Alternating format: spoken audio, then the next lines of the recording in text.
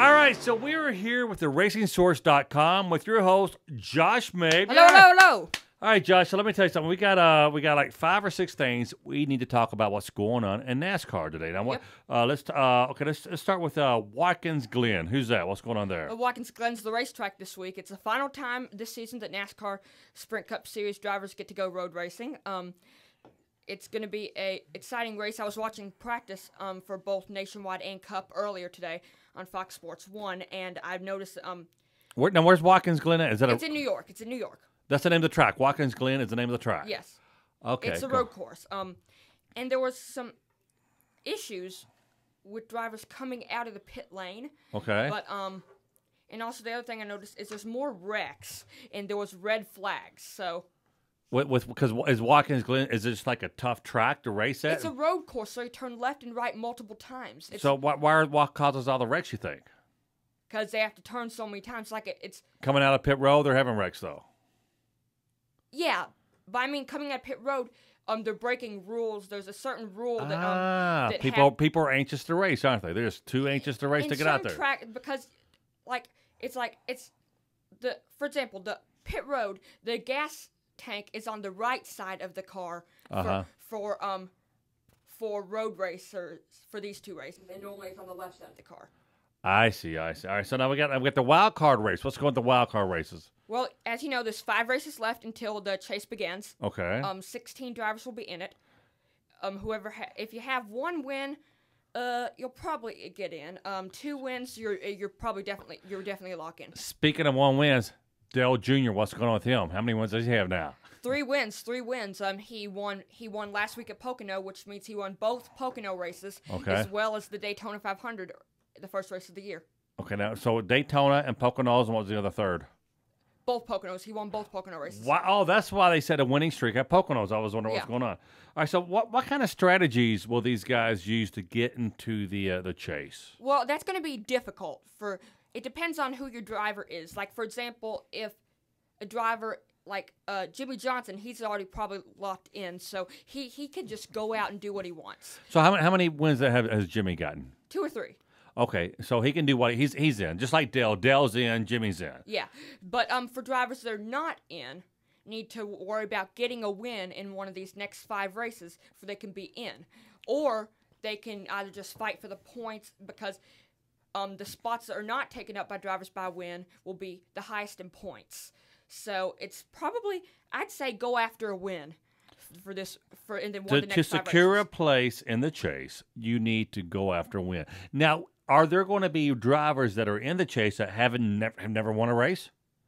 There could be. I think a good example, Eric Almirola, who won his first Sprint Cup race this year, because he's in the chase. But a driver like, let's say, I don't know, Landon Castle or someone like that. Right. Landon Castle, our friend Landon, he's been on the show multiple times. Yeah. So there's a chance that Landon can actually get in the chase. I would say a road course, this weekend would be his chance. I bet he circles this race on the calendar, as well as other drivers who don't really perform top 10 on a normal basis. All right, let me switch gears. So, Danica Patrick.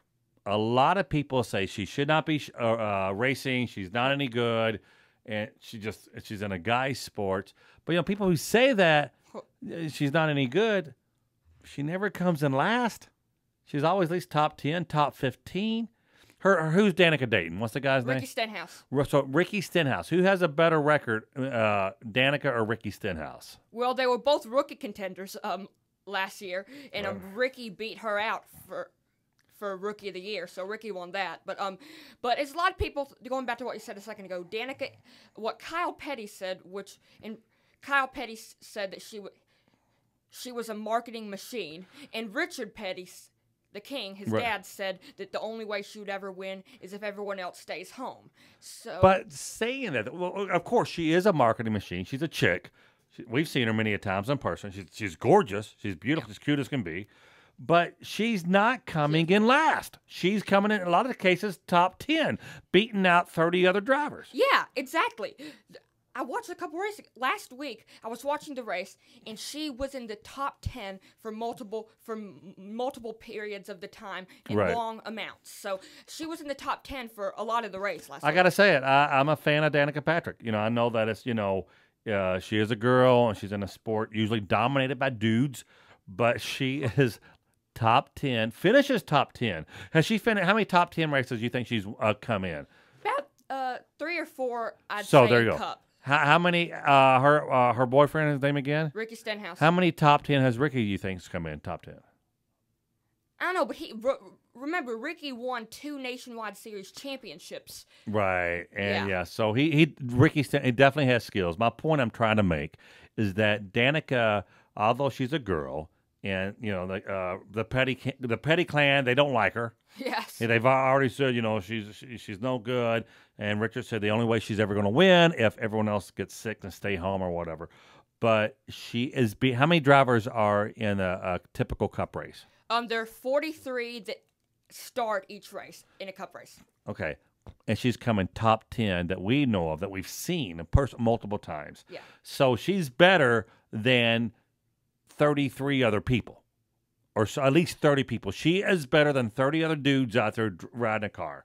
So, there you have it. So, all right, guys, thanks before we leave, Josh, anything else we should touch on in our the Racing Source Yeah, there's video? one thing I really want to talk about. It's what drivers can win this year that haven't got a win. Okay. It's because for example, Tony Stewart has no wins this season. Okay.